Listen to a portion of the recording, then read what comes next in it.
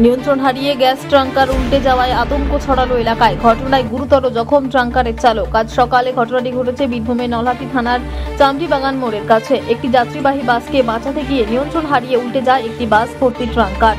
প্রত্যক্ষদর্শীরা জানান, রানীগঞ্জ মোড়গ্রাম 14 নম্বর জাতীয় সড়ক ধরে একটি গ্যাস ভর্তি ট্রাঙ্কার রামপুরহাটের দিক থেকে নলহাটির দিকে যাচ্ছিল। সেই সময় একটি যাত্রীবাহী বাস নলহাটির দিক থেকে রামপুরহাটের দিকে আসছিল।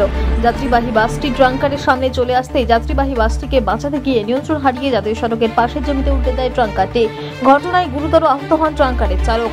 স্থানীয় বাসিন্দারা তাকে উদ্ধার করে চিকিৎসার জন্য রামপুরহাট গভর্নমেন্ট মেডিকেল কলেজ ও হাসপাতালে পাঠিয়েছে।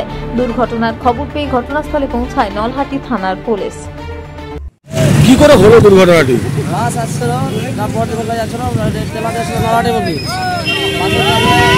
বাসকে বাঁচাতে গিয়ে বাঁ দিকে পুরো গাড়ি টেনে পড়ে যায়। ড্রাইভারকে আমরা উদ্ধার করে রামপুরহাট হসপিটাল পাঠিয়েছি, রামপুরহাট কলেজ হসপিটালে। এখন কেমন আছে না আছে সেটা আমরা জানি না। আপনার নাম? আলামিন শেখ।